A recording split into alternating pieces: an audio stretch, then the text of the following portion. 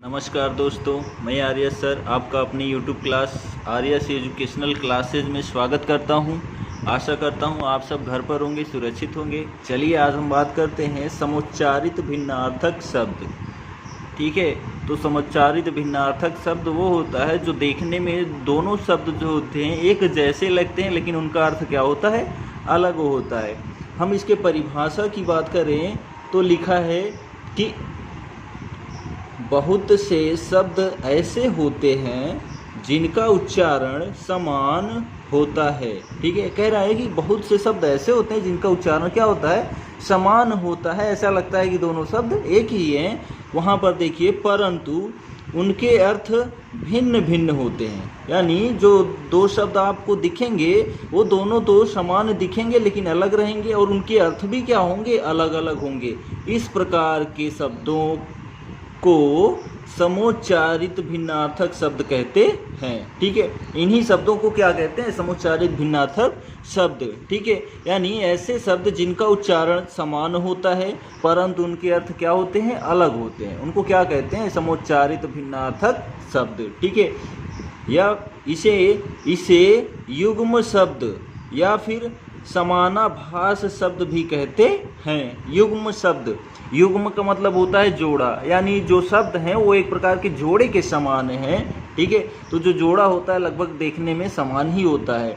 या फिर समानाभास, ठीक है, यानी जो उनका आभास है, यानी हम जब पढ़ेंगे तो उनका जो हमारे अंदर आभास होगा वो क्या होगा, समानाभास शब्द, इसीलिए इसको कहते हैं। ठीक है, तो चलिए देखते हैं यहाँ पर बहुत ही महत्वपूर्ण जो कि समानार्थी समुच्चारित भिन्नार्थक शब्द हैं उनके बारे में जानकारी प्राप्त करेंगे, जो हमारी किसी भी एग्ज़ाम के लिए अगर उसमें समुच्चारित भिन्नार्थक शब्द है तो आपको बहुत ही महत्वपूर्ण भूमिका निभाएंगे ये जो शब्द हमने पुटअप किए हैं। ठीक है, तो ये नोट्स के थ्रू। ठीक, चलिए देखते हैं। तो यहाँ पर क्या लिखा है, अगम आगम।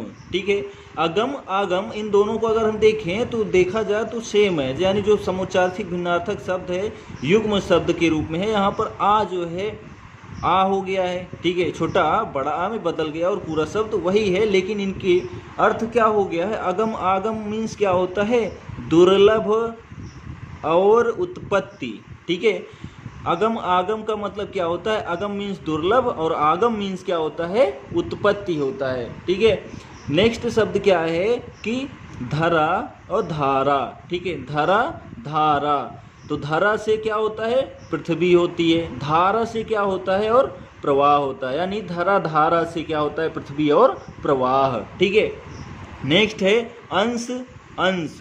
ठीक है, तो अंश अंश का क्या होता है, ठीक है, अंश अंश का क्या होता है, कंधा। एक अंश मीन्स कंधा होता है और भाग होता है। ठीक है, एक अंश मीन्स क्या होता है, कंधा, और एक अंश मीन्स क्या होता है, भाग। ठीक है, अंश और अंश। नेक्स्ट है नीर नीड़। ठीक है, तो नीर मीन्स क्या होता है, पानी, और जो होता है नीड़ मीन्स होता है घोंसला, नीड़ का निर्माण फिर ना। ठीक, नेक्स्ट चलिए देखते हैं अनल अनिल।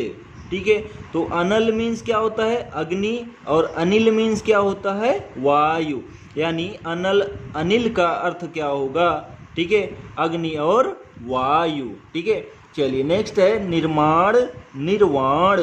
तो निर्माण मीन्स क्या होता है, बनाना, और निर्वाण मीन्स क्या होता है, मुक्ति। ठीक है, गौतम बुद्ध को निर्वाण की प्राप्ति हुई थी, तो यहाँ पर ध्यान दीजिए, निर्माण निर्वाण, तो बनाना और मुक्ति। ठीक है, चलिए नेक्स्ट बात करते हैं, क्या लिखा है, अवलंब अवलंब अविलंब। ठीक है, अवलंब अविलंब, तो अवलंब और अविलंब से क्या अर्थ है, सहारा और शीघ्र। तो यहाँ अवलंब मीन्स सहारा होता है, अविलंब मीन्स क्या होता है, शीघ्र। ठीक है, नेक्स्ट है निधन निर्धन। ठीक है, क्या है, निधन निर्धन, तो निधन से क्या होती है, मृत्यु होती है, निर्धन से क्या होता है, गरीब, यानी मृत्यु और गरीब। निधन और निर्धन का अर्थ क्या होता है, मृत्यु और गरीब। ठीक है, चलिए नेक्स्ट अपेक्षा उपेक्षा। ठीक है, तो अपेक्षा मीन्स क्या होता है, आशा, और उपेक्षा मीन्स क्या होता है, निरादर, यानी अपेक्षा उपेक्षा से क्या होता है, आशा और निरादर। ठीक है, नेक्स्ट है परुष पुरुष। ठीक है, तो परुष मीन्स क्या होता है, कठोर, और पुरुष मीन्स क्या होता है, आदमी। ठीक है, तो परुष पुरुष का अर्थ क्या है, कठोर और आदमी। ठीक है, चलिए नेक्स्ट यहाँ पर लिखा है अतुल अतल। ठीक, तो अतुल से अतुलनीय और अतल से क्या होगा, तलहीन, जिसका तल ना हो। ठीक, तो यहाँ पर ध्यान दीजिए अतुल अतल का अर्थ क्या है, अतुलनीय और तलहीन। ठीक है, नेक्स्ट है प्रथा प्रथा। ठीक है, तो प्रथा मीन्स होती है रीति, यानी ये प्रथा चलती आ रही है। ठीक, प्रथा मीन्स होती है कुंती। ठीक है, कुंती, कुंती का पुत्र जो आपका कर्ण था। ठीक है, तो यहाँ पर ध्यान दीजिए प्रथा प्रथा का अर्थ क्या है, रीति और कुंती। ठीक है, नेक्स्ट अग अघ। ठीक है, तो अग क्या होता है, अग से अचल और अघ से पाप। ठीक है, अग अघ मीन्स क्या होता है, अचल और पाप। ठीक है, चलिए नेक्स्ट हम बात करते हैं प्रसाद प्रासाद। ठीक है, तो प्रसाद से क्या होता है, कृपा होती है, और प्रासाद मीन्स क्या होता है, महल होता है। ठीक है, तो प्रसाद प्रासाद से अर्थ क्या है, कृपा और महल। ठीक है, चलिए नेक्स्ट है अमित अमित। ठीक है, तो अमित मीन्स होता है अधिक, अमित मीन्स क्या होता है, शत्रु। मीत मीन्स मित्र होता है, अमित मतलब शत्रु होता है। ठीक है, तो यहाँ अमित अमित से अर्थ क्या है, अधिक और शत्रु। ठीक है, नेक्स्ट है परिणाम परिमाण। ठीक है, तो यहाँ परिणाम मीन्स क्या होता है, प्रभाव होता है। ठीक है, और परिमाण मीन्स क्या होता है, मात्रा होती है। ठीक है, तो यहाँ पर जो है परिणाम और परिणाम परिमाण का अर्थ क्या है, प्रभाव और मात्रा। ठीक है, चलिए हम नेक्स्ट बात करते हैं अम्ब अम्बु। ठीक है, तो अम्ब मीन्स क्या होता है, आम होता है, अम्ब मीन्स क्या होता है, जल होता है। ठीक है, तो अम्ब अम्ब अम्बु से अर्थ क्या है, आम और जल। ठीक है, नेक्स्ट है प्रणाम प्रमाण।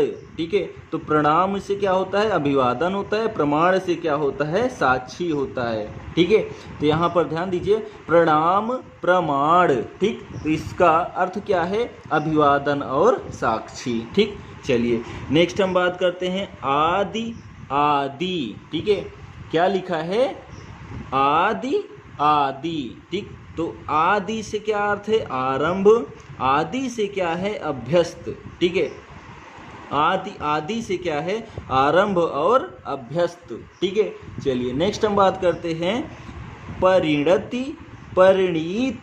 ठीक है, तो परिणति से क्या होता है, विकास होता है, परिणीति से क्या होता है, विवाहित होता है। ठीक है, तो परिणति परिणीति से अर्थ क्या है, विकास और विवाहित। ठीक है, नेक्स्ट है इति।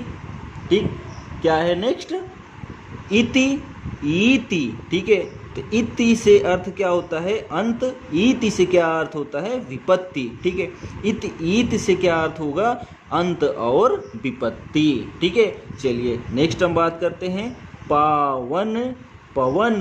ठीक है, तो पावन मीन्स क्या होता है, पवित्र होता है। ठीक है, और पवन मीन्स क्या होता है, वायु होता है। ठीक, तो पावन पवन का अर्थ क्या होगा, पवित्र और वायु।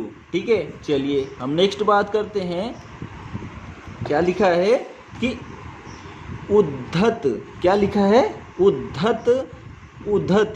ठीक है, उद्धत से क्या होता है, उदंड होता है, और उद्धत से क्या होता है, ठीक है, उद्यत से क्या होता है, तैयार होता है। ठीक है, तो यहाँ पर उद्धत और उद्यत से अर्थ क्या होगा, उदंड और तैयार। ठीक है, चलिए नेक्स्ट हम बात करते हैं प्रधान परिधान। ठीक है, प्रधान परिधान का अर्थ क्या होगा, तो प्रधान मीन्स क्या होता है, मुख्य होता है। ठीक है, और परिधान मीन्स क्या होता है, वस्त्र होता है। ठीक है, परिधान यानी शरीर पर धारण करने वाला। ठीक है, तो शरीर पर क्या धारण किया जाता है, वस्त्र धारण किया जाता है।